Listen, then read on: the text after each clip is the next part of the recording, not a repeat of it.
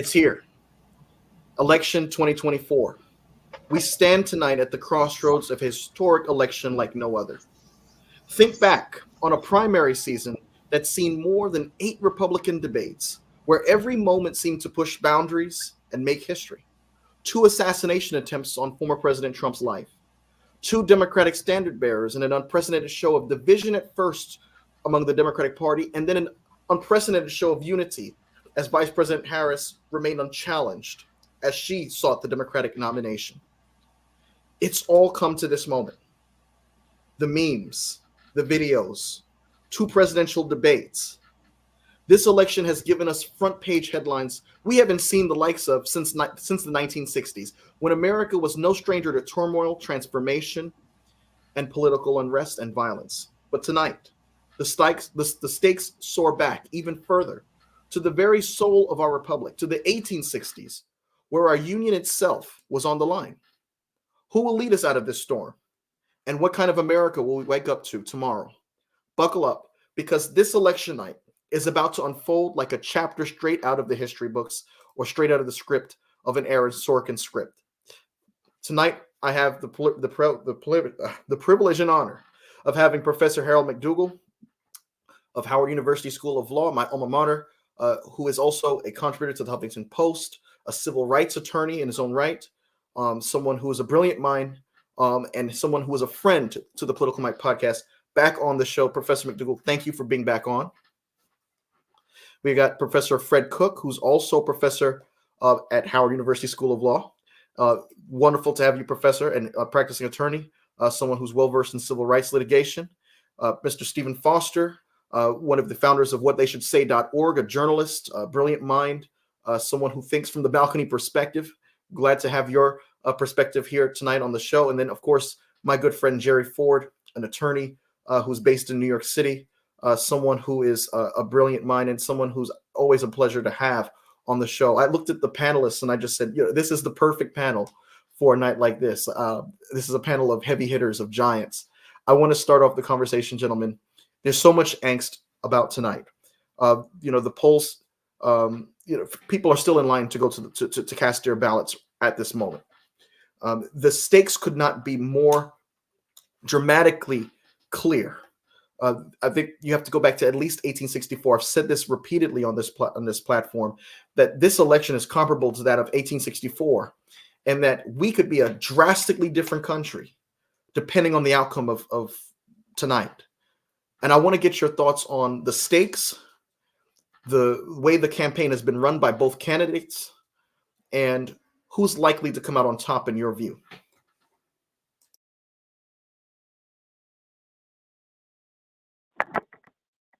Well, I guess I'll lead off. I think you framed the stakes perfectly in your introductory remarks, Mike. This is an existential election from my perspective for constitutional republicanism under democratic principles. This is it. This is do or die. And what fascinates me is that I am of the opinion that everybody knows it. I think people are making a conscious decision to either maintain our democracy or to go in a completely different direction, to go full out, autocratic. The Republican candidate has said that he wants to be a dictator on day one, at least on day one. And so that, of course, begs the question, what happens to a dictator on day one if he doesn't accomplish everything he wants to on day one? Obviously there'll be a day two, and from then on. So I don't think anybody questions or has any doubt about what's at stake. If they do, they've been completely ignorant to the process all along, in my view, and have not been paying attention at all. And they're probably just tribal voters. But this is it. I think that the vice president has run an exemplary campaign. I mean, she has only been a candidate for probably about 100 days, and I think what she has pulled off has been remarkable in terms of where the incumbent president was when she took the baton. I mean, so I think she has a chance to. I think she has a good chance of actually pulling this out. I think the enthusiasm that her campaign has engendered, and the ground game the Democrats have exhibited, even as recently as the most recent off-year elections in 2022. I don't think that's going to. I think that's a legitimate thing, and I think it's a real thing, and I don't think that the Republicans can come close to matching that. And I don't think for an instant that the Trump campaign is organized enough to replicate that. And so I think she has I would say she has a 55% chance of winning this election, just based on. I talked to a cousin of mine who lives in Fayette County, Georgia, one that Steve Kornacki has indicated is a possible bellwether. It is becoming increasingly blue or less red than it has been, and this is anecdotal evidence, of course, but he's indicating that he's not seeing very many Trump signs anywhere, and the county itself is really changing rapidly. In fact, the mayor of Fayette County is, I believe, a Democrat now. So, if counties like that, and Hamilton County in Indianapolis, which is Indiana, is not going to turn red, but it is a bellwether. As to this, it used to be a red county, and some of these outlying bedroom community counties are, I think, reflective of where the vice president is going to make inroads. And I think that recent Iowa poll, is I think that's a canary in the coal mine. I really do. And, I think she's got. I think I would rather be her than Trump tonight. And I'm glad you brought out George. I'm actually here. I've actually, just before the show, I was literally coming from some last minute canvassing, knocking on doors. I can attest to the fact that the aggression in the state of Georgia, at least, is real. From putting down campaign signs and having them plucked up by Trump supporters, literally hours after, to getting an alert that the Rockdale County Sheriff's Office is expecting the Ku Klux Klan to target Democratic headquarters in the metro Atlanta area and specifically seek to harass Black women in the state of Georgia. So there's angst for a reason. This is the first election after January the 6th of 2021, after there was an attempt to kidnap and assassinate the governor of Michigan, Gretchen Whitmer.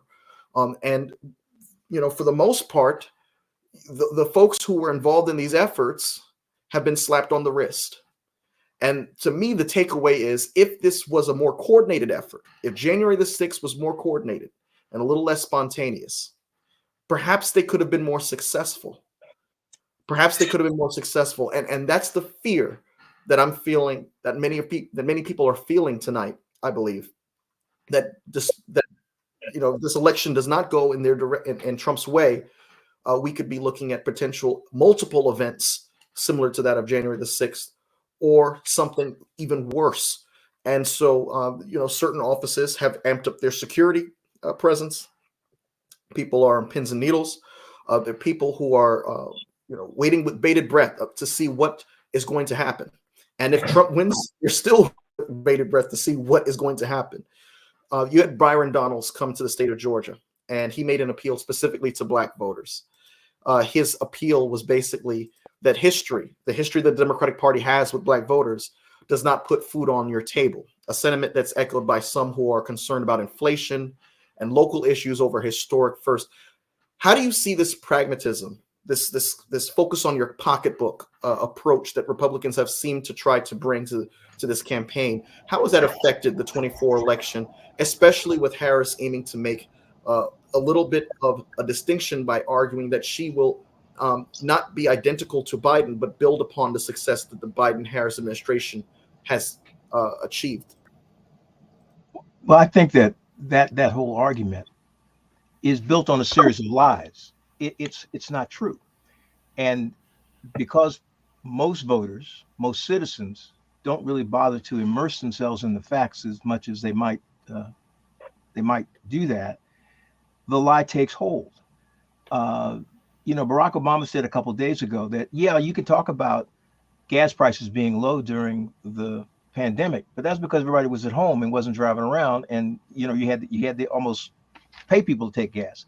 So it wasn't because of policies that Donald Trump put in place. It wasn't because he built an economy that drove prices of gasoline down. It wasn't because of his energy policy. So people have very selective recollections.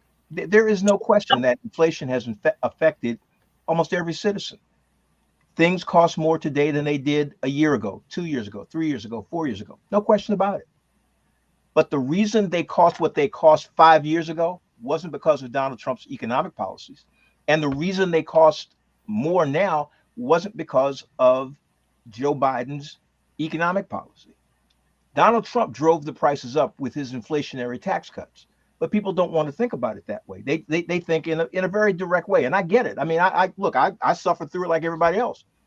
Things cost more than I want to pay for them.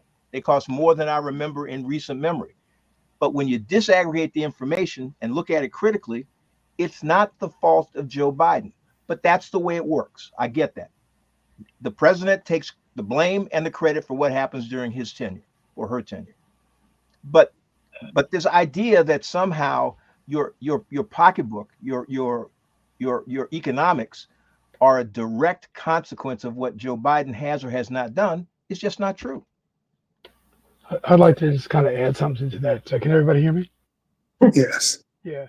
I think it is pretty clear, that a president really can't manage the economy, although they tend to get, credit or blame for what happens. But I think that, there's also like a worldwide picture. The thing is that Western countries, including, the United States, are in economic decline. The so-called BRICS countries, Brazil, Russia, India, China, South Africa, their aggregated GDP is now greater than that of the United States and the other members of the G7. Their economic productivity is kind of moving from the Western developed countries, towards Asia and the South. And that's really making a difference in the economy of Western countries. The Trump phenomenon that we see here is replicated all over Europe. I mean, Le Pen in France. I mean, these things are happening.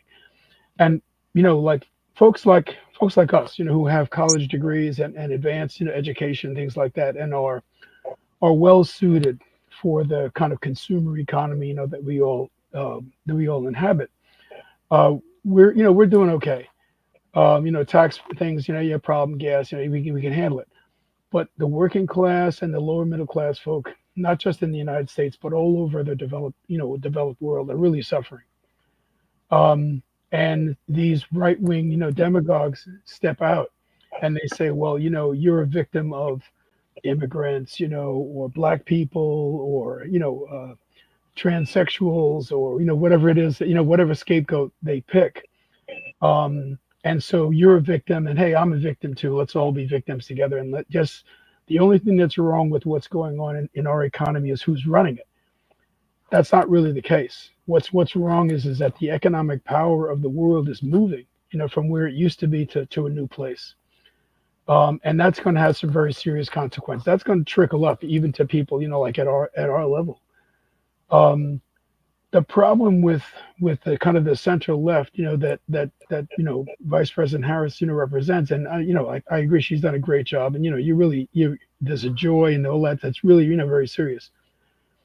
But the policies of the Democratic Party really are, let's have some more government regulation, maybe we'll reduce taxes, maybe we'll do a little bit of this, they're basically tinkering. And I don't think tinkering is really going to fix what's happening, like in the world economy and how we are affected by it. Um, I'm be happy to hear what folks have to say about what should be done, but I think as long as the kind of the center left, the kind of the liberal, neoliberal, kind of Democratic Party, that whole constellation, as long as all they can do is tinker, we're going to keep getting people like Trump coming up. This is Trump's last stand, hopefully. But there's JD Vance right behind him. They have smoother, slicker people behind him who will be coming at the same issue. And unless we start dealing with that issue, we're going to have that same problem. I want to just kind of end something with something kind of random that Bill Bradley said, like during the 2000 election. He was one of the contenders in the Democratic primaries. He said that American society is like a three-legged stool. He said there's a government leg, a business leg, and a community leg. He said the government leg and the business legs are really long, and the community leg is really short. As a result, the whole thing is unstable. I think that the work that we have to do after this election, no matter who wins, we're all doing this, right? The work that we have to do is we have to build that community leg back out so that it can balance the other two. Because right now, business and government are kind of running away with the whole thing.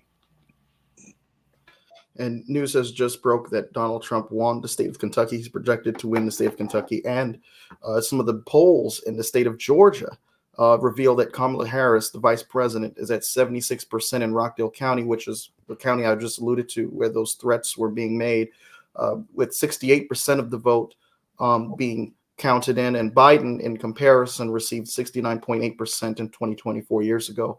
The state of Georgia, the state of North Carolina, really have been ground zero for both campaigns. Both campaigns have been making a lot of last minute investments in the campaign in terms of campaign financing, in terms of star power, bringing in celebrity endorsements and having them introduce or be a part of the lineup for the political rallies both campaigns have been holding in these respective states. And I believe personally North Carolina and Georgia are going to go blue tonight. North Carolina could be characterized, you've got Mecklenburg County, which is the Charlotte area. That's going to be blue. And then you have Raleigh, you got New Hanover County. Those areas primarily usually are blue, but the rest of the state is a rural area. And I believe that there's going to be some of the headlines are going to be that a lot of those rural counties are going to go in the direction of the Democratic Party. I also believe that Georgia, which is basically like a ring around Fulton County, which is the Atlanta city part, you're going to see some of those numbers comparable to that of 2020, if not better, which would allow, I believe, in my view, the state of Georgia to go blue. I'm less certain about Arizona. I do believe that there will be folks who don't vote for Trump, but vote for Ruben Gallego. I don't think Kari Lake would be elected to the Senate. I've heard a lot of folks on the ground say that they just don't like the way Kari Lake has been conducting herself as a candidate. She's, to this day, refuses to admit that she lost the 2022 gubernatorial election in that state. One of the things that you said, Professor McDougal, made me think about the frustration I felt with President Obama. He's recently been one of the best surrogates that the vice president has had. But my criticism to him is, why did it take this long for him to claim credit for the economy? Why didn't he claim credit for the economy 4 years ago when Biden was running, or even before that when we were having the 2018 midterms, or even when Hillary Clinton was running in 2016? Why is it that we took 8 years to say Trump is claiming credit for the economy that I built, that there was 75 consecutive months of job growth that Trump inherited, and then because of the mismanagement of the pandemic, the economy tanked as a result. Because he didn't want to sound like it was sour grapes. There is a protocol, for former presidents about how they behave, and I think he was following that playbook. That it doesn't do you much good in terms of your legacy to spend a lot of time talking about how much better your time was than your successor. And I think that's really the answer. I know people talk to him about that. I don't know his thinking because I didn't talk to him, but I know people talk to him about that when Trump was claiming to have invented the best economy since the beginning of Christendom. But he chose not to. And I think in deference to that tradition of former presidents. Yeah, I think Professor Cook is spot on. Barack Obama is a political moderate liberal, but he is a traditionalist. He's a conservative traditionalist regarding governance and tradition. And because he was the first Black president, I think he was even more circumspect than most to adhere to traditions of the past. He's also the grandson of a Midwestern Kansan, and part of the vibe there in the Midwest is not to brag about what you do, but I think President Obama has been awakened by the specter of Donald Trump not only diminishing his legacy, but actually ending this democracy. And so I think that's what got him going. But if you go back to just the appointment of Merrick Garland, and Professor Cook, we're not going back to where we were 2 weeks ago, but the appointment of Merrick Garland, and when the Republican Senate would not give Justice Garland a hearing for his Supreme Court nomination, people were pushing then President Obama to do a recess appointment or to do some kind of workaround to push the issue. But again, he was too traditional to do that. So for him to be where he is now, it took the specter of a second Trump term to get him there. Yeah, and Mike, also, I think this kind of gets down to the point that when you look at the question, to voters around the economy, it's always really an irrational, illogical response. Like, the economy could be amazing, but in no election will anyone ever say the economy is doing well, especially if, either they're in a position where, they're not making as much money or in a financial position that they want to be in, or they might aspire to be, in a different position, or it could be inflation, or, different, indicators. But there's never going to be a situation where, voters is going to be like, the economy is great. And they're always going to point at the last 4 years or the previous president as kind of the reason for their current position economically in life at the time, right? And I think that's one of the reasons why you look at 2016, when Trump was running as the first time around, and there were a lot of voters who were upset about the economy and were saying things were really bad for them. It wouldn't have been great if President Obama would have came around and said, "Oh, the economy is great. I don't know what you guys are talking about." Right? It seems kind of tone deaf to the voters that you really need to have a part of your tent.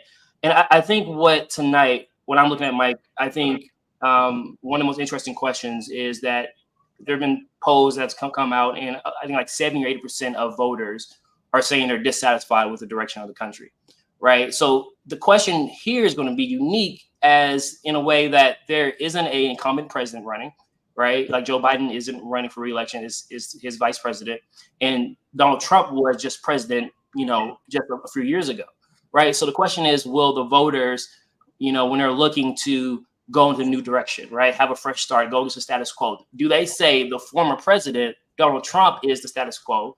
Is he the person that we need to move away from? Or do they tie Joe Biden in the last 4 years to their current state or their current feelings of dissatisfaction with the country to his vice president, right? And I think, depending on who you talk to, right, changing the page it looks differently, right? So I think that is a question that people are going to be answering tonight. But I think that question about the economy, no matter what election it is, I think people are always going to be upset about the economy and going to point at the last president, the last 4 years, 8 years, as the reason for that. There is one historical, at least democratic exception to that, Jerry, and that is President Clinton in his second term began his State of the Union address by saying the State of the Union is better than it has ever been in its history. And I posit that American voters, even highly educated voters, are relatively low information voters. They will follow the momentum built by a politician. If a politician tells you repeatedly that things are great, or at least points out the things that are great, that's the information that the American people will repeat. What the Democrats have been doing for the last year or so have been saying things are getting better, but I know that people are hurting. And that takes all of the juice out of any positive thing that you said. From a messaging standpoint, Democrats have to be a lot more assertive about only talking about the things that are positive, that are occurring on their watch, and to point those out repeatedly. Yeah, I just wanted to kind of say something about it really quickly. I mean, again, I think that all the macroeconomic indicators, the stock market, things are going great, like at a macroeconomic level, but on a microeconomic level, in terms of, again, not people who are like in our kind of socioeconomic class, but I'm talking about working class people who are a significant portion of the voters. They're experiencing some real pain when they go, young people can't buy a house. Gas prices are low right now, right during the elections, but they weren't for quite a long time. Food, things like that. And I think that if the Democrats were to step out there and say, no, things are great, I think that the Republicans would be all over them. I think that, right now, what I was talking about in the beginning, or what I would call objective conditions. I think that, I think what we're talking about and what, Preston is talking about right now are what I would call subjective conditions, in terms of not so much what's actually the facts, but how are you going to respond? And I think, one of the problems with, this is not a democracy, right? This is a republic. And it was designed as such, and it was designed to minimize the impact of the broad base of the population on policy. And we're kind of continuing that. We had some incremental changes, Black people got to vote, women got to vote, things like that, direct election of senators. But it's still basically organized around the broad base of the population being engaged in the process for like a couple of days before the election actually takes place. And after the election is over, they're gone. And basically the folks who were in power are responding to the people who gave them the most money in terms of the campaigns, who can give them the most publicity, things like that. So, voting feels inconsequential to a lot of people. I mean, it'd be really interesting to get a survey at the end of all of this. How many voters actually didn't vote? There's actually an organization. I'm in Maryland. There's an organization in Maryland that has gone to look at the state voting records. Now, the voting records don't tell who you voted for, but they tell whether you voted or not. They've been sending out letters and flyers and postcards to people saying you didn't vote last time, or the grade of your neighbors for voting was B, yours is a C, things like that. The Attorney General of Maryland is going after them right now. So that's a kind of a problem. It sometimes is difficult to convince people that their vote matters. I mean, particularly, if you're African American, you've got this whole history. People gave their lives, for the vote and stuff like that. But then you have the situation where you don't feel like you have any power. And yeah, you go to you go to the polls, you cast your vote because that's really all that you can do. That whole thing that I was saying earlier about Bradley's notion of the three-legged stool, I really think we have to build. It was something that I call civic infrastructure. We have to kind of build some kind of community base that lasts in between elections. There's something called the Working Families Party that's been doing a lot of work like that. They have coalesced with the Democratic Party. They're not like Jill Stein and the rest of these who are like, getting out 10, 20,000 votes here and there for what reason I can't even imagine. But they actually aided the Democratic Party in their ground game. I mean, they had like 2 or 3 million conversations during this time. And what they're saying is that their work during this election is just the beginning. Their idea is to work between elections. And I think if we're going to give people a sense of engagement, a sense of power, we have to show them that they have a role in between elections. No, I'm glad you raised those points, Professor. And to their point, in 2022, what was interesting about that midterm year was not only was it the best midterm year the incumbent party had, you have to go back probably to Jack Kennedy in '62, but that was a year in which the Democrats held the White House, the Democrats held the Senate and the House of Representatives, and 60% of the electorate, from what I understand, blamed the Republicans for the direction of the country in terms of economics. I think that's a unique opportunity. I think the Democrats, what they should have done, if I was, in the ear of any of their messaging campaign staff, I would say, hammer the fact that inflation is at its lowest point, under 3%, since 2021. That Trump is asking, are you better off than you were 4 years ago? The answer should be from Democrats, yes, you're better off than you were 4 years ago. 4 years ago, there was no coordinated effort to to address this pandemic. 4 years ago, Trump was making a villain out of Dr. Fauci. 4 years ago, you were lied to. You were told that the pandemic would have evaporated away. 4 years ago, Trump himself came down with COVID right after the second presidential debate, I believe. 4 years ago, the president took the United States out of the World Health Organization at a time in which the death rates were rising while he was gaslighting you. That's where you were 4 years ago. Are we where we want to be? No. Are we better off? You bet you'll bet we're better off. And that comparison, I don't think was as hammered as it could have been.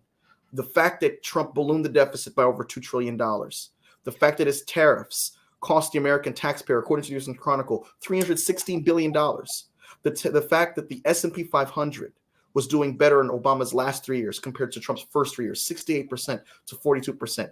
Job average growth was better under Obama's last 3 years than under Trump's first 3 years, 224,000 to 180,000. These are numbers that have tangible effects. And I know that for some people, they'll say, well, I'm still paying $6 for a carton of eggs. That may be the case. But are you better off in terms of, are you healthier? Are we experiencing as many death rates because of COVID from 4 years ago? Where do we stand on the world stage? Are we respected more on the world stage? Are multilateral agreements still intact? Is democracy being defended abroad? These are the things that I think should be better metrics in terms of determining, are you better off than you were 4 years ago? And I've had debates with conservatives and they say that's not how voters think.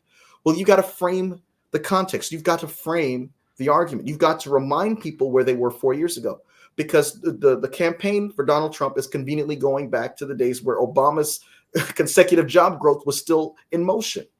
They're going back before COVID-19 pandemic era numbers. Yeah, Mike, but still there, you have to be careful, like in the way that you message that to voters, right? Because if you are a working class person, a person who has, been struggling throughout life, or, all kinds of different situations, and you come to them and say, look, I can see that 4 years ago, you might be in a slighter, better position. So therefore you should kind of be grateful because these numbers that I just, read out to you, right? You have to, I think, when you look at voters, you have to not only find a way to, explain that things are better, but at the same time, you have to be able to give them hope that, that you can articulate an economic agenda that they can see that, oh, well, I can move forward in the future. I can have hope towards something greater, right? So like that is I think the dilemma that I think the Harris campaign has been in, right? Because you can throw numbers at people, but you have to come up with a agenda that gives people hope that, you know, they can succeed and can progress, right? Instead of, you know, just seeming like you're like lecturing and telling people just to be grateful that things like aren't worse than what it could be. Good to see you again, Jerry. The issue I think is that what you're saying, Mike, is too dense. There's too many words to explain it to people. And Donald Trump is a salesperson, and he is very good at saying the same thing again and again and again. And it's simple. And people take that as kind of facts because it's not refuted again and again and again, because people get tired of saying he's an idiot and, you know, whatever. So I think that while you are absolutely correct substantively, I think as a campaign messaging sort of gizmo, it's just too complicated to get to the regular citizen. I think Professor McDougall is right. You know, this is a kind of an elitist conversation we're having here because we're in a different level than most people who are voting, and they don't have time because their life is what it is. And I'm trying to get the kids in bed. I'm trying to, you know, pay the mortgage. I'm trying to do all that stuff, and I don't have time to immerse myself in these facts about foreign policy or stature of the U.S. on the world stage, or whether energy policy is good, bad, or indifferent. What I know is that carton of eggs costs $6, and I can't afford it. And so that's the real challenge for the so-called Democrats, is to find a way to be both good at messaging, but good substantively. You know, I've said this before. Hillary Clinton, great message about energy policy. Coal is bad. But you can't tell a person whose only job that they've ever had, anybody in their family's ever had, is digging coal out of the ground, that you got to close the coal mines because it's bad for the environment, and don't offer them a way to feed their children. That just doesn't make any sense to them. They're going to say, well, you don't really care about me. You're making a political point. You're talking to some other people. You're not, what am I going to do to feed my children, to have a roof over my head if you close this coal mine? And even if I agree, yeah, it's probably good for the environment, better for the environment. But what about me? And I don't think the Democrats have, over many years, done a good enough job of talking to real people about the issues that they really care about, as opposed to the more esoteric issues that big heads like us kind of go, yeah, that's really great. That's great public policy. I like that. But it doesn't resonate the way it needs to. Because how can you have a Donald Trump convince some poor guy in West Virginia that Donald Trump is in their corner? How does that make any logical sense? But he does. If I could just jump back in, I'm sorry, Fred, I just want to jump back in, and I really appreciate, you know, that little doorway right there. Get back to what Mike was saying about, are you better off than you were 4 years ago? How about having conversations with folk that don't take 4 years to you know, how about coming more than every 4 years to talk to them? I mean, there was a book that a law professor at the University of Wisconsin wrote, like in the early mid 1980s, called Right Turn. It's talking about how the Democratic Party, basically, they had been losing the White House. They decided that the way that they could get the White House was to get more money, generate more money. That meant moving their policies to the right so that they could, you know, attract corporate money. And they, you know, they basically said to the broad base of their, you know, to their base, you know, the minorities, you know, the working class, the unions, all the, you know, just trust us, you know, like the stuff that Mike was saying, you know, yeah, we got all this, you know, together. And I remember, you know, when I was working for the NAACP as Washington bureau chief, you know, like by the 90s, I took a year off from teaching. A friend of mine had stepped out of the position. They wanted somebody to fill it. And I had a conversation with some of Clinton's people about this whole policy of theirs. And I said, you know, you're not talking to people, you know, you're not connecting with people. I said, Harold, what are they going to do? Vote Republican? Right. I said, no, man, they're not going to vote Republican. They're not going to vote at all. And that's what's happened. You know, the broad base of the Democratic base is disengaged. You know, you have to get Beyonce out or somebody like that to come in to fire people up over a couple of months. It would, and again, I think the Working Families Party can be, you know, a real assistance, a great assistance here. You have to build, again, what I call civic infrastructure. You have to build connections and community that lasts. And community, a sense of belonging, a sense of importance because you matter, not just the people who come in, for your vote, but for your neighbors and the people in your community. You're working together to make something happen. I think that's the kind of energy and resilience that has to be built in the community because, like I'm saying, Trump, even if Trump loses, and God help us, right? But even if he loses, there's got to be another one because those kind of world economic conditions that I talked about, they're not going away. They are actually accelerating. And again, not just here, but like in France and England, all these places, they're all experiencing the same kind of thing. And the mistake that they continue to make is that they think, first of all, that most voters are just dumb.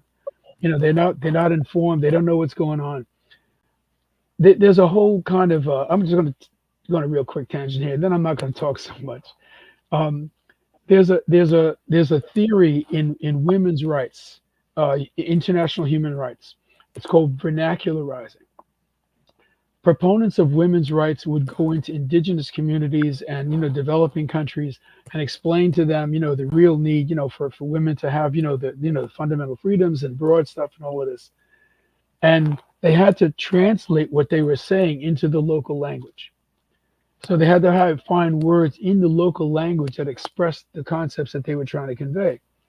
And as they did that, they found that the words for the concepts they were talking about in the local language meant something a little different. And in some cases, it meant something even more profound than what they were trying to convey. And those words, those ideas and concepts from the indigenous, from the developing folk, worked their way back into the global discussion. Mm-hmm. So, Fred, what I think what's going on here, what you were talking about, we don't go into communities of people who are different classes, different economic classes that we are, and assume that they don't know anything. I mean, I wrote a book about Baltimore, organizing in community organizing in Baltimore about in the early 90s. I was, walking around in the neighborhoods that became the Wire subject. Harlem Park, Park Heights, Upton, Sandtown, Winchester, where Freddie Gray was from. And I had this theoretical, big theoretical construct about how, the civil rights movement had kind of run out of gas. And, and I was doing a seminar up at Cornell Law School on it. And one of my colleagues up there said, Harold, this construct you have, it's great stuff, but you and I are going to be the only ones who can understand what you're talking about. So, why don't you go into a community and have conversations with people in the community and see if their stories resonate with your analysis. And I did that. And that it was like a 600-page manuscript, and it had already been accepted for publication. The stories of me sitting on people's stoops and talking to people with 5th grade educations who had minds like steel traps, that kind of ate up the whole book. The original, the introductory chapter and the last chapter are still kind of historical and theoretical stuff like that, but everything else is to be just sitting down, just being amazed at what people would say. I mean, some minister, I'm talking to him about something. He says, Harold, don't lament lost opportunities. When God opens a new one for you, give it all your allegiance. Another community organizer saying, Harold, leadership doesn't always come from the front. Sometimes it comes from the back. Sometimes it comes from the middle. Sometimes it comes from around the edges. I had written 5 or 6 pages saying the same thing. She said it in one sentence. So I think we have to be really very respectful of the people that we're trying to mobilize folk. We're trying to get people to engage, to become part of this. I think we have to be respectful of them. Well, one of the disadvantages that the left has is that the right has a long-standing propaganda machinery apparatus where they reach their base, the masses, easily and constantly. And this has been going on, since at least the early days of Rush Limbaugh. But Steve Bannon has termed the movement that Trump is involved in as populist nationalism. Instead of white nationalism, he just calls it populist nationalism, but it is. It is. And so the left has to come up with an alternative, and it can't just be during election cycles. But it beats me as to what that can be, because left wing talk radio never got off the ground. MSNBC just appeals to people like us. So it baffles me as to what kind of, well, one of the things that they can do that they haven't done is to actually sink their teeth into class warfare. Just admit it. This is, that's what all politics is about, is class warfare. That's what politics is. They need to inform the public that and not run away from it. That's what this is. It's us against them. That's what it is. And, they have all the money. We have no money. And we have all the people, but they have all the money. And therefore, ergo all the power. So, that's, the left has to do that, but it can't just do that. It can't do it mealy mouthy. And it has to do it, full-throatedly and constantly. But it's a tough nut to crack. Well, it's a tough nut to crack because, Professor McDougall's good friend, Reverend Andy Young, said many years ago, it's all because of the smart-ass white boys. The challenge is that there's a group of people who know everything and want to do it. One of the things I learned from my elders in SNCC, in terms of community organizing, in talking to extremely poor, depressed, disadvantaged people, was it just what Professor McDougall said. You got to listen to them. You cannot organize a community from the outside in. You got to organize a community from the inside out. And I had nothing to do with it. I was taught to do stuff. So I didn't create anything. I just did what I was told and tried to observe. And when we were in Greenwood, Mississippi, and other places when I worked, those people were tasked, helped by us to save themselves. We didn't go there to save them. We helped them save themselves. And they wanted to save themselves, and they needed some tools. We gave them some, but they gave us much more. And that whole movement, when you go back to the 50s and 60s and the Fannie Lou Hamers and that whole generation of folks who had great wisdom, not much formal education, but knew all kinds of stuff and knew how to motivate their friends and neighbors. And that application of energy to that group of people changed Mississippi. It changed the Democratic Party. But as Professor McDougall says, when the Democratic Party plays this game of only entertaining and engaging with Black folk, poor people, whatever, every 4 years, and not having a consistent application of interaction and respect and participation, you do get people who become very disaffected. And they say, well, what has this got to do with me? You guys only come in here for the hustle. You got some smart ass white boys who are getting a lot of money to come to downtown Milwaukee and walk around and get us all hyped up to vote for whoever your candidate of the moment is. And as soon as that election happens, we never see you or any of that money again. So why am I involved in this? And it's a totally fair question. It seems to me, at least. Yeah, Mike, I think, I agree with Professor Cook. I agree that, most of this is about class warfare, right? I think we have looked at, this election like through the lens of class and race. But I think what is something that's kind of unique about this particular election that we didn't really see in 2016 is there is this massive split across gender lines, right? So it's also about a lot of, I think, women in this country is not just, people are not saying just a smart white boy, they're saying just the smart man, right? Who think that they know how things should be ran, this and this, right? I think when you look at, I think what is leading some of the appeal for Trump, you're seeing this massive growth in the support that of males towards Trump, and that transcends all demographics. If it's Black man, it is a Hispanic man, it is white man, and then on the other side, you're seeing this massive appeal across party lines, right? Of older like women who are really focused right now on what they see as the last battle of patriarchy, right?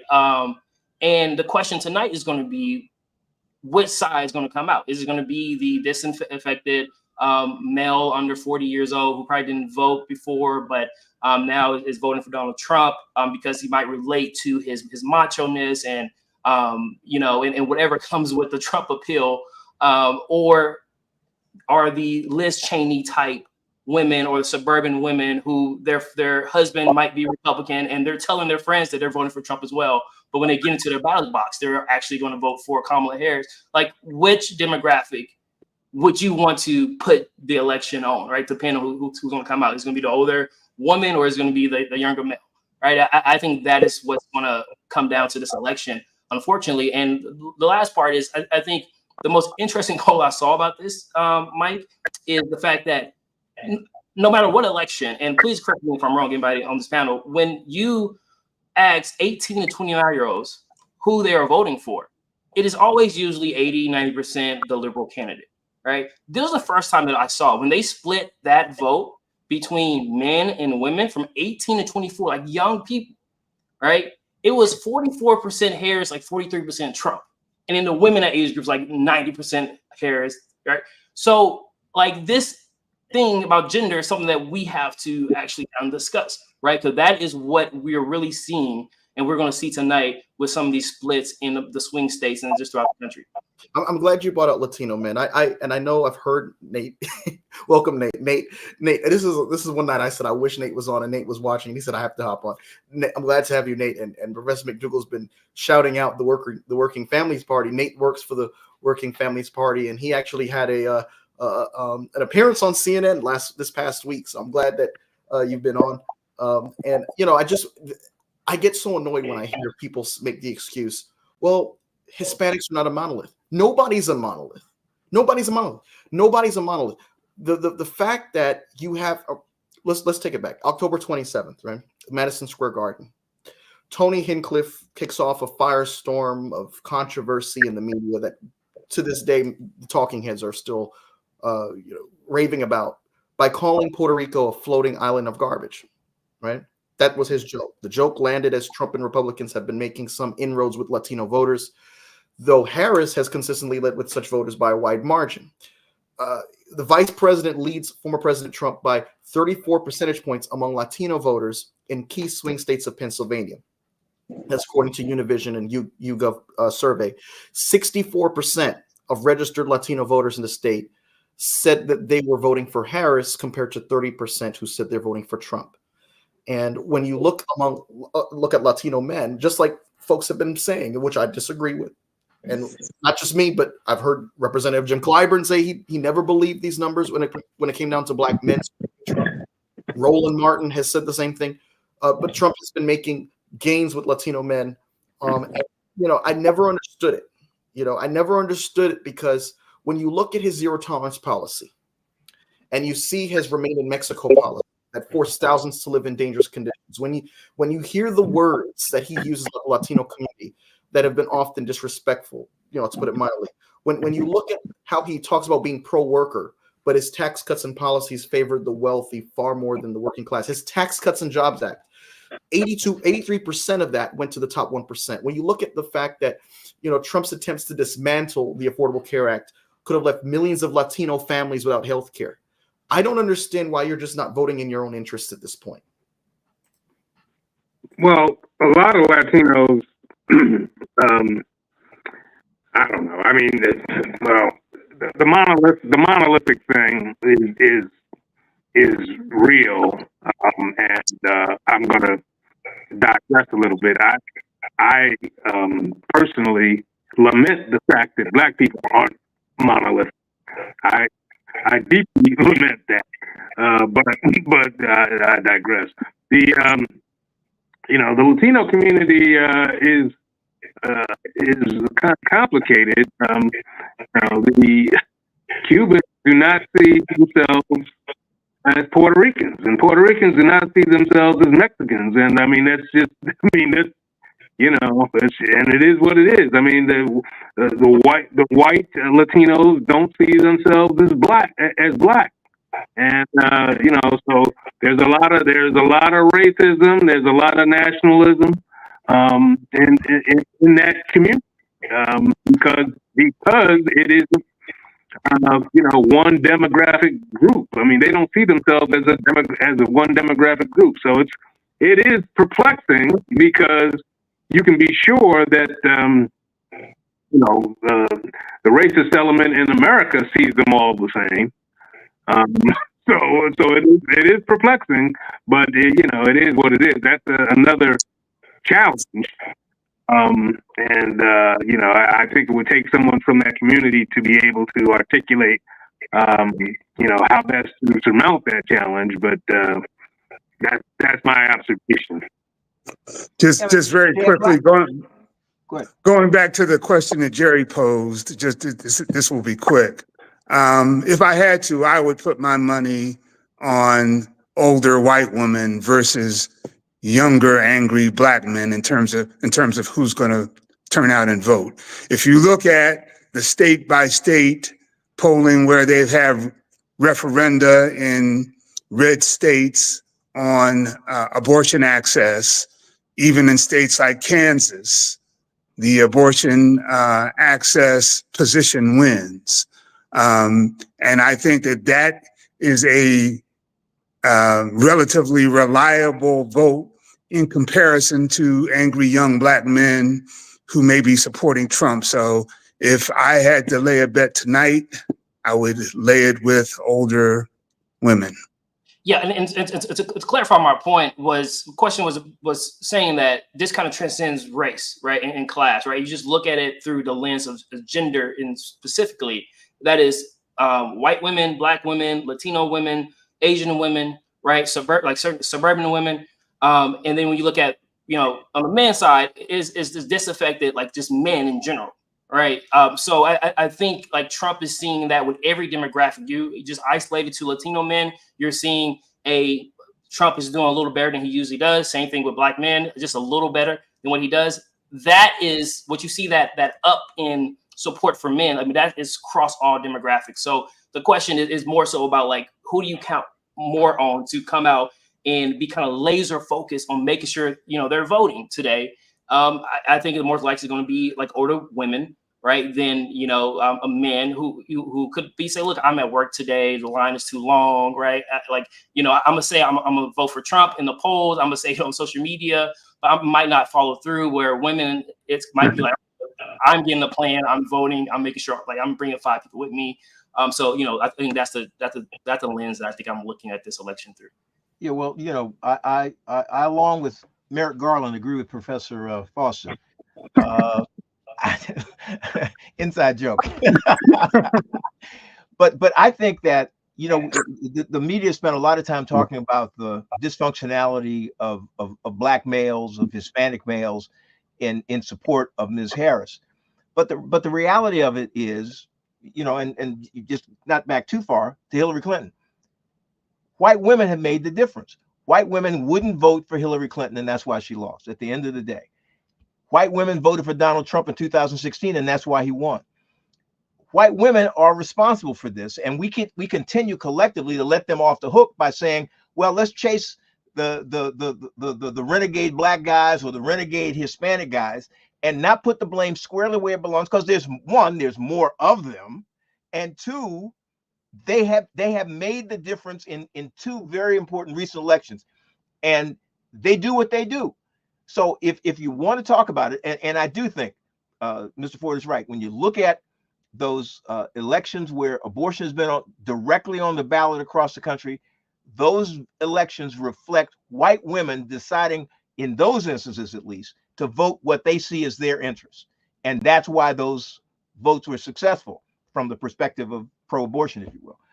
But white women are, in my view, being let off the hook because there's not enough focus on, well, what the hell are you ladies doing? Why are you supporting a rapist? Why are you supporting a person who is so obviously anti-woman? Why are you voting for that knucklehead? But they want to say that black men aren't holding up their end of the deal, when black men are the second most supportive group of Democrats and Ms. Harris than any group in the country. But we get all this heat about, well, black men are falling off, are slacking. I regret the black men who don't see that voting for Ms. Harris is a better deal for them than Donald Trump. But I'm not going to get all freaked out about that when they got all these white women who also don't see themselves as being disloyal to their self-interest by voting for Donald Trump. There's some analysis that says that those white women see them, that they see their whiteness as more important than their, than their gender. Yeah. Democrats have poured $175 million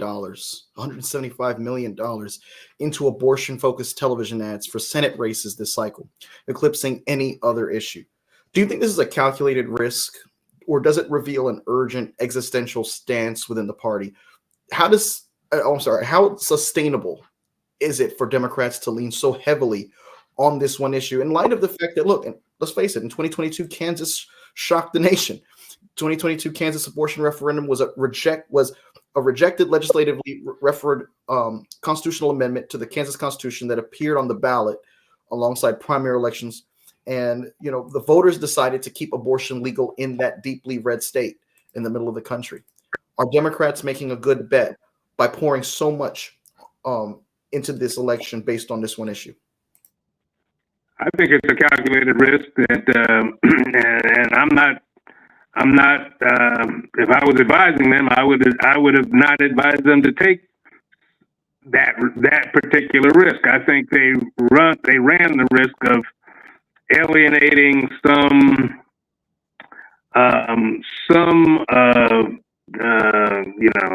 Christian conservatives that could not see themselves voting for Trump based on his persona and his character and what have you, but they just can't get over the stridency of the pro-abortion rights movement. I mean, that might not be popular to say, but I think if I had a criticism of the Harris campaign, it would be that they did not constantly remind voters that Trump is an adjudicated sexual abuser.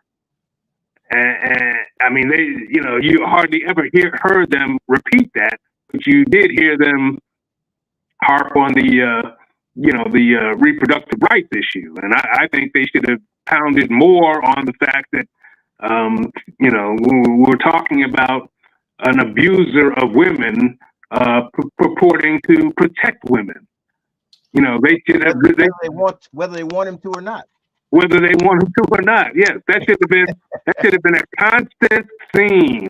That should have been in many commercials. This is an adjudicated sexual abuser. That should have hit women. If nothing else, hit women. That should have hit women across the board. I think they underplayed that and overplayed the reproductive rights issue. Personally, that's what I think. Mike, I don't think it's possible to overplay. Go ahead. Well, first off, thanks for having me, Mike, and thanks for letting me jump on. Do want to clarify for a second, I don't work for working families. I just volunteer for them. I actually do work for NextGen, and I am technically still on the clock now. So if I look in and out, that's what I'm doing. Wrapping up the outreach we're doing to voters in Nevada and Arizona. And for the record, I do think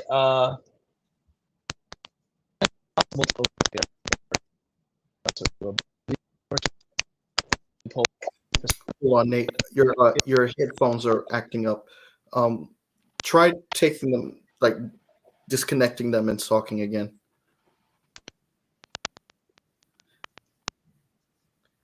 In the meantime, Jerry, go ahead and jump in and say what you're going to say. Yeah, I think the question, first of all, I think we're going to find that answer out tonight, right? If putting reproductive rights at the forefront was, a strategic misplay, or, it could be the opposite, right? We saw what happened in Kansas. That was a big surprise.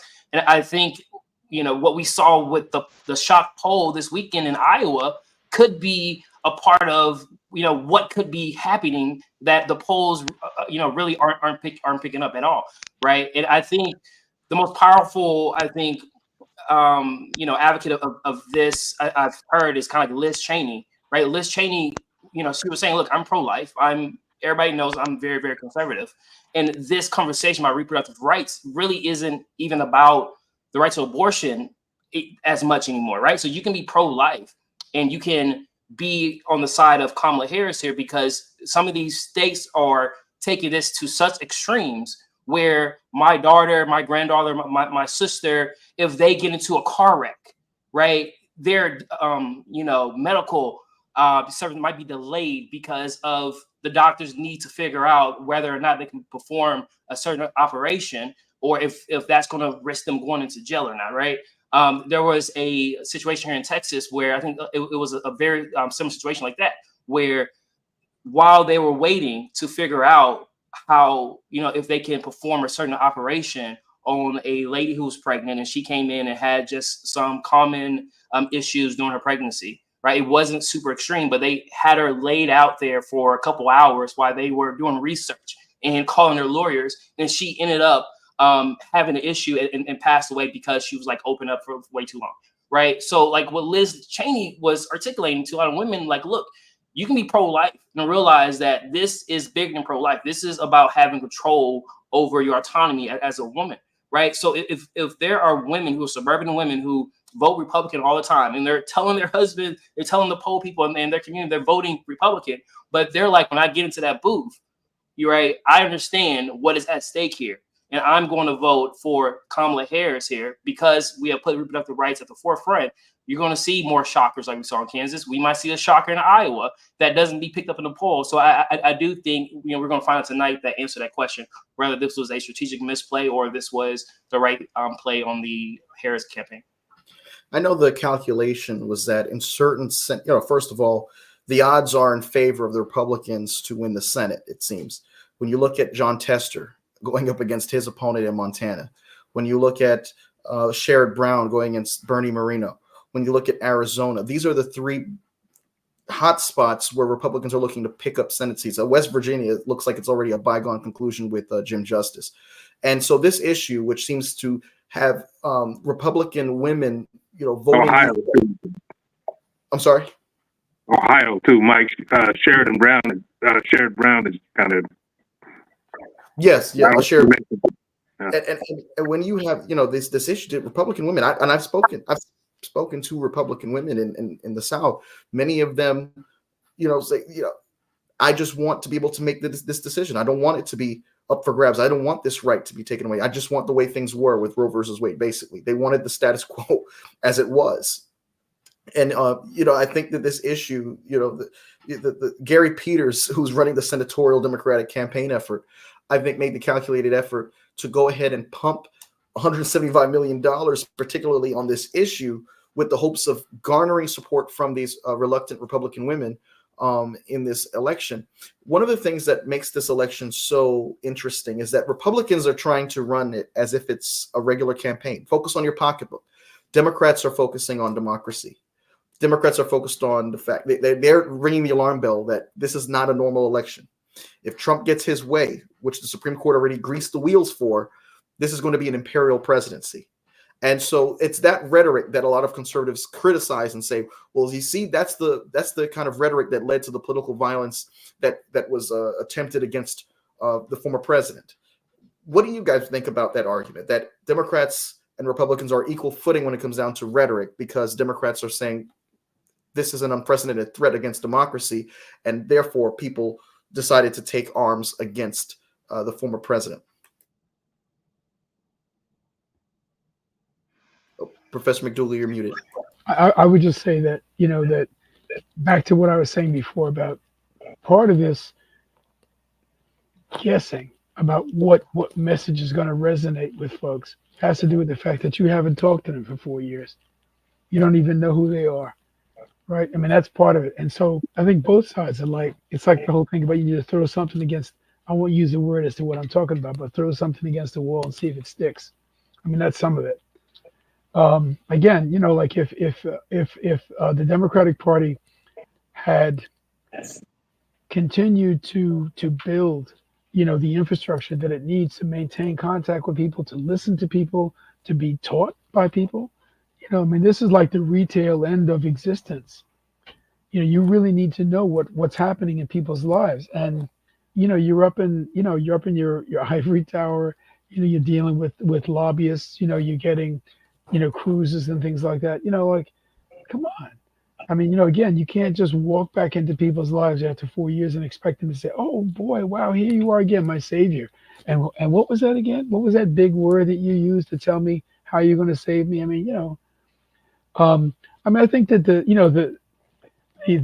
threat to democracy thing, I think, was one of the strongest, points that the Democrats could make under these circumstances. How do you get, how do you, basically it's the lesser of two evils, argument, which is unfortunate because you'd like the Democratic Party, you'd like people to be voting for the Democratic Party rather than against the Republican Party. But again, and I think Stephen kind of pointed out some of the problems with this. The whole class warfare thing. I wouldn't put it so much in terms of class warfare. I'd like to go back to Bradley's analogy to the three-legged stool. I mean, the Republicans and the kind of ideology and fascist kind of populist thing that they're using, that works because people aren't having contact with each other. They learn not to trust each other, and then you get somebody and who says, "Well, I'm as much of a victim as you are." He's like a talk show host, things like that. Look at the number of right-wing ideologues in the Western developing countries who have come out of the entertainment business. I mean, some of this, this tells you, something that, basically you're setting up this situation where, again, you're talking to people from a distance. You're not talking to them face to face. You're not building trust. You're not building relationships. I think that's what you have to do. And it's not about class war. I don't think it's so much about class warfare as it is about building community. And I think you can build community across class lines. You just have to, sit down and talk.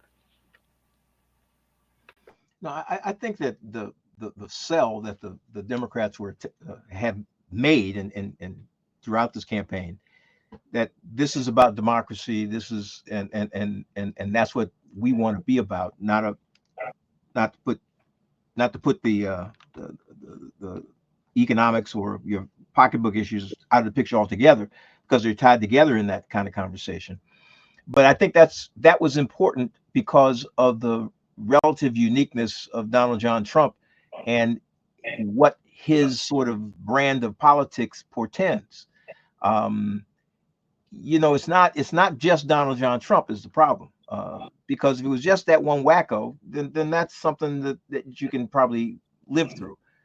But he's created a whole group of sycophants and turned loose some of the worst elements. Now, he didn't create anything. What he did was he was able to exploit it. He was able to give it more breadth than it might have had. But that's what these things are doing are really very dangerous to the so-called American experiment. This would be if he were to have his way, this would be a very different place. Now, I don't think it's going to happen because I think that the division in the country, the people who resist it, I think he would have a very hard time doing all the things that he wants to do, because I think there would be resistance from a significant minority of the people. But that's a bad place for the country to be literally at war with itself, while one group of people is trying to do this and another group of people are trying to do something radically different, as opposed to people ambling along in a so-called democracy with differences, but not differences that require me to separate, as happened in the Civil War, from the other side. So I think that was an important distinction to make. I don't think, I would say, what about, both sidesism? I don't think it's a both sidesism argument. I don't think that a pox on both your houses is the right analog. I think one group is doing something that's really very dangerous and destructive to the fabric of the country, and another group is saying, "Hey, look what they're doing. We need to stop that." And I think they had to. I think you have to.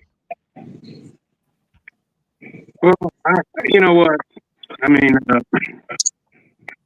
Professor Cook said something earlier relative to putting the blame where it belongs in terms of these last two elections with white women. And I'm going to, look, what we're in is basically an extension, in my opinion. It's just an extension of the Civil War. It's the same issue at its core, and that is white supremacy. That's really that's really the issue here. That's Trump's appeal. Trump's political genius, in my opinion, is that he cracked the code for Republicans by just let's just this is just what it is. This is just what it is. He's all but said it. He's all but said it. Xenophobia that's all it's about. I mean, everybody knows who he is at this point. That's my argument. I think everybody knows who he is, and everybody knows what this is about. And this is, the Civil War and World War II were both basically fought about white supremacy. I mean, that's all the Third Reich was. And that's all the issue of slavery was, and this is all that Trump is about. And I think that like I said, his political genius is that he's just put it out there. He realized that if he can coalesce, if he can get if he can get maybe close to 70% of the white vote, that it's game over. He's going to win. I mean, and I think that's. I mean, just tell me I'm wrong. Because I would like to think that there's something else, but I just see it. This is what it is. This is where we are, and this is why the Democrats play an inherently weak hand, because 60% of white people vote Republican. As a matter of this is what we do. This is part of our. This is what we do. So I think that's an inherently weak hand that the Democrats play, and they play it. Some of the reticence that they have rhetorically is because they know that they're playing this weak hand, and they're trying to finesse the weak hand that they're playing. So I mean, I'd like to hear that. This is the way I see it. So I would like to call me off the ledge. Well, Stephen, this may not be taking you completely off, but I just would point out that Trump isn't the one who started this. This starts with Nixon. Oh yeah. That 68 election, Nixon takes about 44%, Humphrey takes about 42%, and everything else goes to George Wallace. And that's the largest popular section, largest portion of the popular vote that any third party candidate in the history of the United States had ever gotten, other than Teddy Roosevelt, something like 14%. And Nixon looks at that and he says, if I get that with the Republican Party, we got a lock in the White House. And between 1968 and 2008, when Obama was elected, there were 10 presidencies, 10 presidential terms, 7 of them were Republican because of that, what you're talking about, and Nixon called it the Southern strategy. Right. But Ronald Reagan brought in the blue collar, folk from the North. Ronald Reagan opened his campaign in Philadelphia, Mississippi, man. Where those 3 people were killed. I mean, this is not new. Trump is just maybe he's a little slicker with it, but also those macroeconomic world conditions that I talked about before, they're shifting the working class and the lower middle class who are catching the hell under this. It's moving them to the right because the left is not coming up with anything other than like, well, let's get a little bit more government regulation. We can lower tax, make your life better. It's not happening. Let me ask you this, Professor. My thinking is that Nixon started it, but Trump kind of perfected it. Nixon and Reagan, they had plausible deniability, and even Bush, plausible deniability on the issue. Trump is like, I don't even care about plausible deniability, and so this is it is what it is, and so that's why I think that this community, this third leg of the community stool, won't cut it, because to me that seems like we're trying to sneak up on them. When it's really, it's class warfare. That's what it is. I mean, it's, we need to coalesce And Yeah, have not need to coalesce. right, but No, see, remember the black community is divided by class as well. yeah, but we're all have not. I mean, some of Yeah. the You should take a look at Eugene Robinson's book, Disintegration. He talks about, like, that the black community is now, there's like four different, there's what he calls the transcendent elite. That's Oprah, Vernon Jordan, stuff like that. Struggling middle class, uh, the newcomers, multiracials and immigrants, and what he calls the abandoned. And man, I'm telling you, I mean, we don't live, most of us don't live in black communities anymore. I mean, that's, I'm not, I I'm not get it. saying it. I mean, I think the class, when I talk about building community, I'm talking about building in your own community. And once you bring your roots, you drill your roots down in your own community, so you get that kind of vernacular, kind of cultural strength and honesty and integrity and the history of the way that your people have solved problems and that particular wisdom you get strong in that. Let every community do that. The commonality between what I hear both of you saying is that in around the world, but particularly in the West, particularly Europe, Western Europe, and North America are browning. That's why the immigration issue has traction, because going to Stephen's point about white supremacy, the demographics now allow the dog whistles that Lee Atwater to blow to be Donald Trump's bullhorn. And that is the common ground that goes across class, because you have blue collar union workers who are voting for Trump for no other plausible reason besides he's a white man.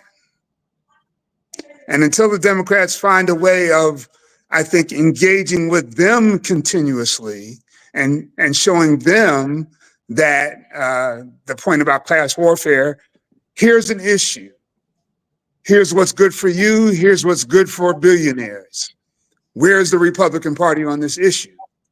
That is the only plausible way I see of cracking through this fear of this replacement theory fear, because that's what it is. It's fear I of the get that. browning of Western Europe and North America. That's a great point. I would just say that you can't do that by dropping into people's lives every 4 years. No, you can't. Agreed. But as Professor McDougall says, you've got to build communities from the ground up. You've got to do your community to deal with another community that's built up. Wilmington, North Carolina, after the Civil War, was the only city in the United States that had its local elected government overthrown by a riot, because black people and white people, poor black people and poor white people in Wilmington, Delaware, decided their interests were common enough that they could and should work together to elect people who would move an agenda forward for them. The racist white people, the rich white people said, this cannot be allowed to happen. And that mob was designed to show those black and white people who wanted to work together for a common set of economic and sociocultural issues that you can't do that without consequences. And that's what Jim Crow was built on. Poor white people were told, as is often said, as long as you are better than the best white black man, then your life is okay. And they tolerated oppressive exploitation economically because they were one rung better, at least one rung better than black people. And until white people get their minds around the fact that racism is simply a tool to oppress them as well as us, this stuff will never change. And so this campaign is a real demonstration of Donald Trump saying to white people who don't want to feel like they're having anything that they feel birthright is being taken away from them, I will protect you from those brown people. whether they come across the border illegally, whether they get on a fancy plane and fly here from the African continent, or whether they're just some homegrown Negroes who have gotten too uppity. I'm gonna protect you from all of them. And that resonates with white people, white women. Why do white women vote for Donald Trump? Because they got a lot of money in this game. I mean, and so they want to keep it. So it's real hard. And that is the challenge for the 21st century. That's the challenge for the Democratic Party if they really want to be a party to expand opportunities for people generally. That's the challenge, is to own the fact of their own racism, to try to walk away from as much of it as they can and embrace the idea that people, irrespective of race, need to figure out what works for them best socioeconomically and culturally, and to do that. But that's a easy to say, hard to do kind of proposition. Yeah, Look, Democrats haven't run a perfect campaign.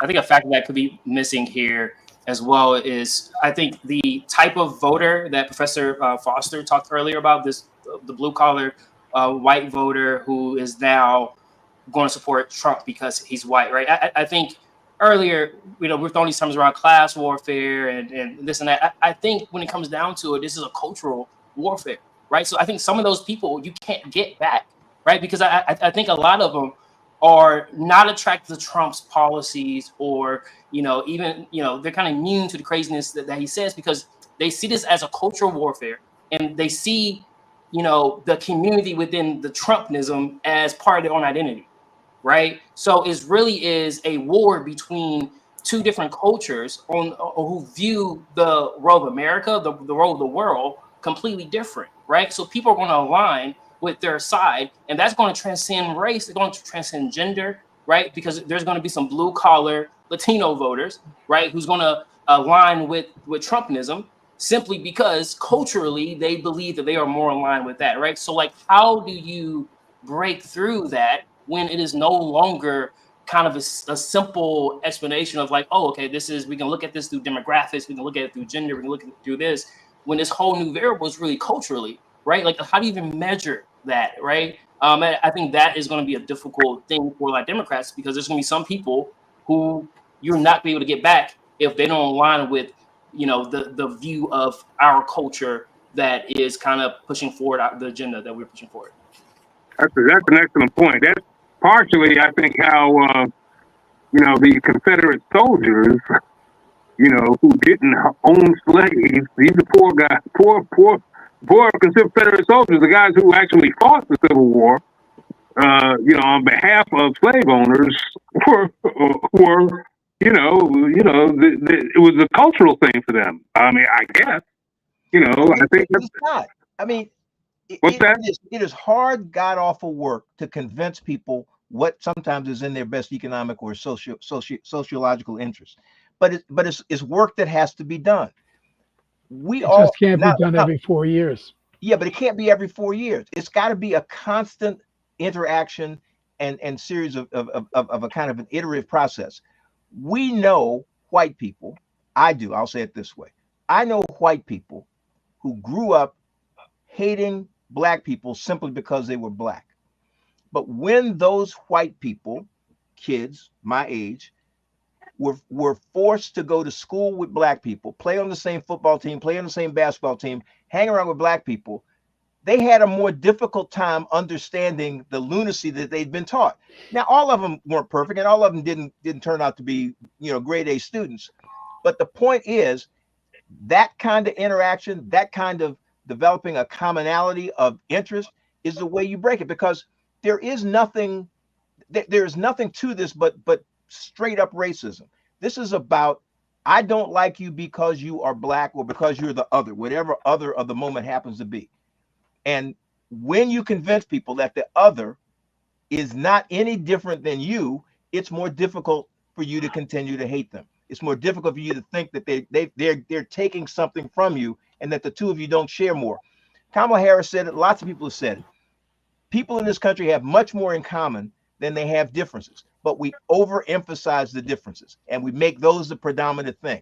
But I've had this experience when I was in the Air Force. I've had this experience in my law practice. It is hard, but you can interact with white people who don't necessarily approach you with the best of intentions, but you can bring them around. But it's a constant series of conversations and persuasions. Yeah. And Professor Cook, I agree with what you're saying. I think a part that I'm trying to point out is I don't think we can look at all voters as they're going to be acting as rational actors, right? We have to understand that, while we're thinking about these logical, arguments to make to them to show them that this is in their self-interest, there's going to be people that you're going to show them that, this policy or our agenda is in your self-interest, and they're going to still act irrationally. What I'm saying is we need to understand why they were act irrationally in that situation. And a lot of that is dealing with cultural issues, right? Where, you can explain to a poor white farmer in Iowa that the Democratic message would be better for you and how Trump has harmed you. But there's going to be many times where you're not going to get that person's vote. So if you want to grab those people, you have to understand what is it that is triggering them to act irrationally when you introduce to them something that's in their self-interest, right? So I agree with what you're saying, but my only point is that there's going to be a segment of the voting base that are going to be acting irrationally. No question. Nothing's perfect. But as Dougal says, we can't go to them and tell them. We have to also listen to them.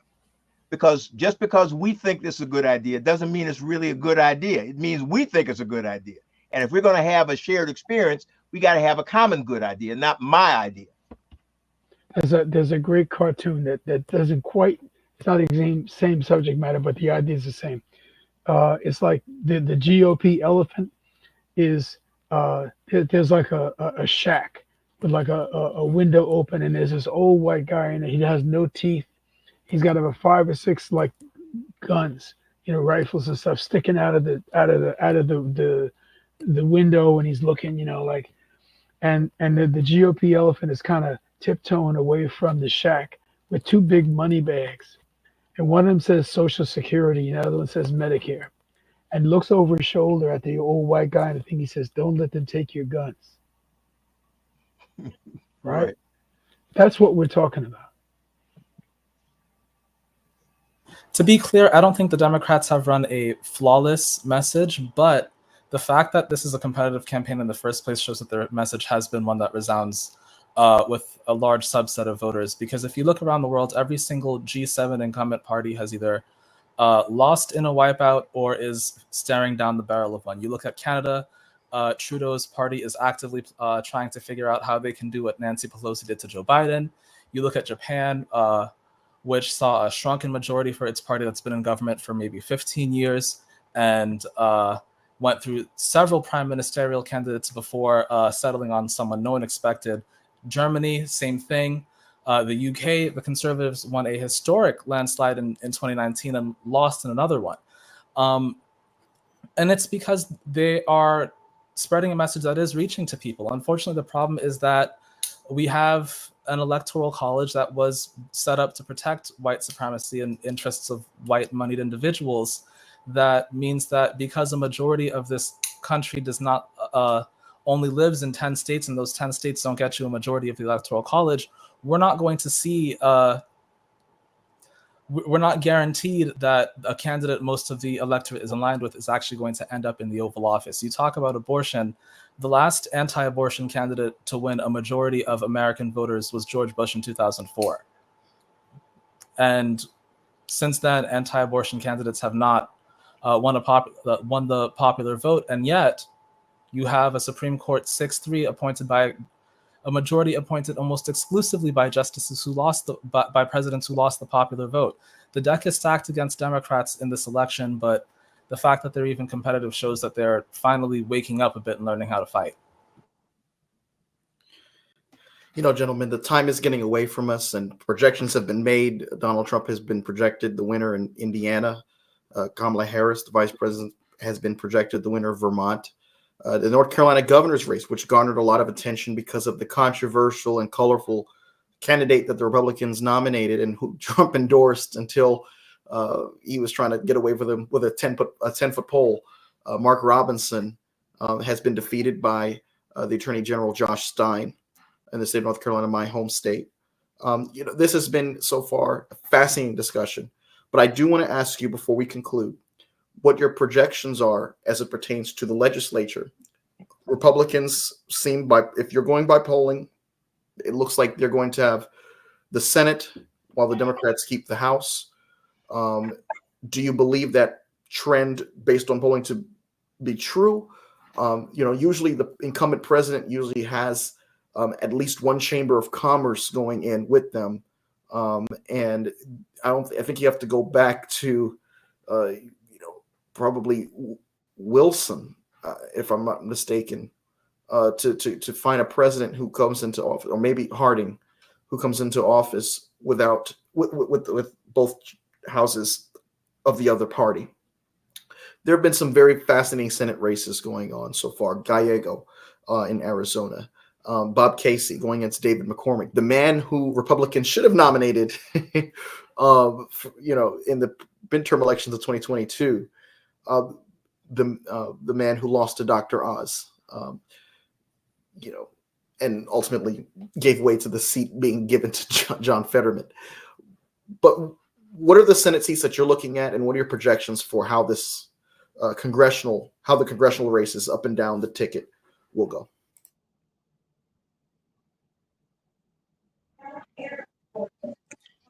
I mean, Mike, yeah, you go ahead, Professor Foster. Well, I don't know, the Senate seat that I'm most interested in, perhaps, is Sherrod Brown in Ohio. I'm hoping that he can pull the rabbit out of the hat 3 times, because that's an increasingly red state, and he is a very liberal senator.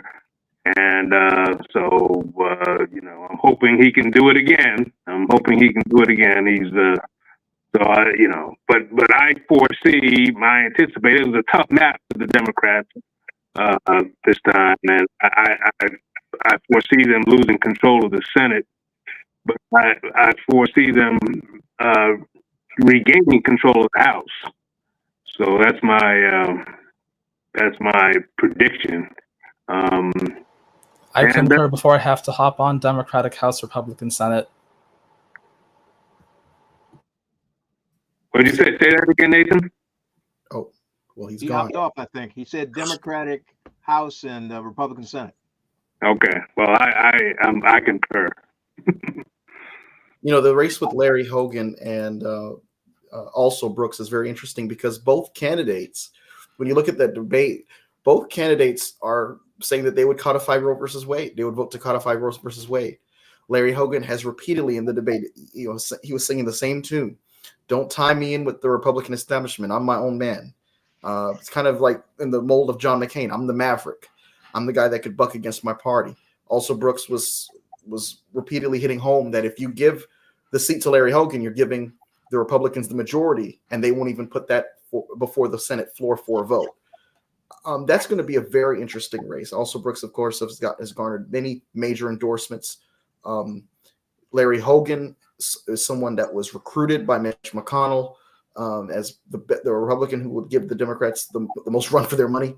But the Senate race that I found the most fascinating, surprisingly, was the Texas Senate race with Colin Allred going against Ted Cruz. And even now, I mean, I don't think I can remember a Senate debate going as perfectly. I mean, Colin Allred hit the nail on the head to me in every segment, and then perfectly painted his opponent as someone who is tied in with Trump that he's not invested in your security. He voted against the border bill. He was in the closet hiding on January the 6th. These are things that show, in Texas, of course, he even had a saying that, he's all hat, no cowboy, or something like that. That is something that no cattle. Yeah, no, forgive me. But the fact that I was skeptical that he could mount as much of a strong campaign that Beto O'Rourke did, and he seems to have been a very excellent, a very good challenger against Ted Cruz. I mean, when you look at the fact that even as the polling is coming in now, he's at 48% to Ted Cruz's 49%. And, for the state of Texas, that's fascinating, to have a Democrat within that close of a margin of error at this point in the night. And of course, the returns for that race are expected around 10 o'clock. But that's a race I think that's going to be interested to see if Ted Cruz can, stave off that challenge and how he could do it by how much of the margin. Yeah, Mike, and that was the race that I was going to bring up. You're thinking about it. Texas haven't had a statewide Democrat elected office since Anna Richards in 1994. And you remember just 6 years ago with Beto O'Rourke, he ran very, very closely to Ted Cruz. And I think the difference between him and Colin Allred is like Beto O'Rourke wasn't trying to run to the middle or center. He was where he was at and he stuck to it. And, he ran a good race against Ted Cruz, who isn't liked very well, even within Texas. But I think what's different with Colin Allred is that he has this wide, support from a lot of moderate, like Republicans. A person who have said nice things about him, hasn't like fully endorsed him, is one of his constituents, which is George W. Bush, who has made many comments about how he thinks Colin Allred is a great guy, is a great congressperson, and one of the best, people he ever seen in Congress. And I think when people remember 2018, right, you had what was happening with Beto O'Rourke, and you had what was happening with Stacey Abrams in Georgia. And, a lot of conversation about Texas turning blue and being like close to what we saw Georgia become over the last election cycle. People forget, Texas can fit like 5 Georgias within Texas. That's how big Texas is. And like that work is happening. And you're seeing that, as last time, I think it was only, Biden lost by like 5 percentage points, right? So you have these movements within Texas, right? Within the big, large cities, within Dallas and Houston and even Austin and San Antonio. And you have a candidate for the first time who appeals to the suburban voter in Texas, to a lot of moderate Republicans. So it could be a possibility, right? I wouldn't bet on it, but I'm saying it's a possibility that Colin Allred could upset Ted Cruz today. And we might, eventually see a larger movement where Texas become a swing state. But that is one of the races to look at. But yeah, I think the House is going to go to Democrats. Hakeem Jeffries will be the first Black Speaker of the House. And then, Democrats will probably lose the Senate. No, I agree. I think the Democrats are most likely to win the House, win back control of the House, and will lose the Senate by a very small margin. I think it'll basically flip to be a 51-49 kind of proposition, or 52-48 proposition. But that's enough to give the Republicans control of the Senate. But we'll see. I mean, I think Tester is probably toast. But maybe not, because this guy he's running against is really quite horrible, even for people in Montana. And Tester has been a pretty reliably conservative Montanan. And maybe people will remember that about him. But if not, then, the important thing is that you get control of the House. And that's an important control to have, but especially if Ms. Harris doesn't win, but I think she will. And the implications for a Republican victory with the Senate are far-reaching. I mean, people always ask, "What are you going to do in your first 100 days?" I think that's a silly question, because most presidents don't even have their full cabinet in that first 100-day period. So, put a Republican Senate with a President Kamala Harris, we're going to have the same scenario where Mitch McConnell, in 2009 says, our objective is to make Obama a one-term president. McConnell's gone, but they're going to pick up the mantle. Their objective will be to make Kamala Harris as much of a disaster or much of a failure as possible, so they can destroy her in 2026 in the midterms and destroy her in 2028. And so this is going to be a devastating blow to the Democratic Party if the Republican Party does win the Senate. It also means no Supreme Court appointments. Yeah. Right. And maybe Merrick Garland can get on the Supreme Court. You have to get past the new Mitch McConnell. Yeah. Well, the only good news. Yeah, go ahead. No, I was just going to say I would rather have the Senate almost more than the presidency because of the Supreme Court. I know that the president nominates people to the Supreme Court, but I was being a little facetious. But the Senate, to me, is the key to governance. The House, particularly a House that is closely divided, can be leveraged, but the Senate is where the things that change our lives happen. And losing that, even if Kamala Harris wins tonight, is going to be substantial. Yeah, no, I think you're right, but it's only 2 years away, because in 2 years, the numbers run the other way for the Republicans. True. Absolutely.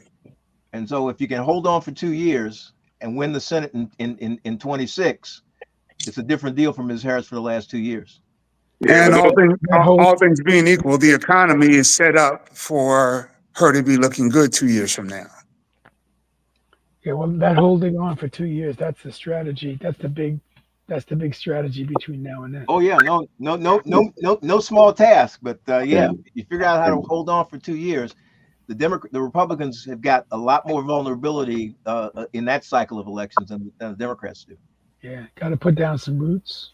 Yep, but you got to go to work, and you got to start working on it yesterday. Yep. To win the Senate in 26. That's right. Because you'll be historical trends in off year, the first off year election after presidential with a new president. Almost left hand for the president's party. So for them to win the Senate in an off year election, yeah, it's going to take that's a heavy lift. Well, gentlemen, thank you so much for this riveting discussion. This pivotal election, I mean, the likes of which the country hasn't seen since 1864. It's not rhetoric. It's not hyperbole. It's not something designed, not something to say to get people excited. This really is, democracy teetering on a knife's edge. And I couldn't have asked for a better panel to discuss a night like this. Professor McDougall, Mr. Foster, Professor Foster, Jerry, Professor Cook, and Nate. This was a wonderful discussion. Thank you so much for what you brought to the table. And I hope that you have a wonderful election night. Go ahead and I don't know if you'll get much sleep, but hopefully we can sleep soundly, depending on how the returns look in the next 2 hours. But gentlemen, thank you so much, and forever grateful to each of you. With that being said, that's going to conclude this episode of the Political Mike Podcast. Thank you all for tuning in.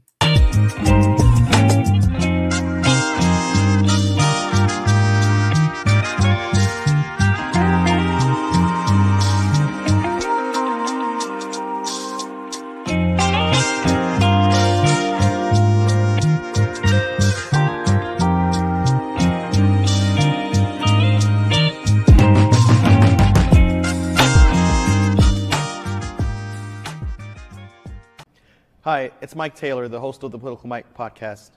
If you like what you heard tonight, I want to invite you to subscribe to our YouTube channel.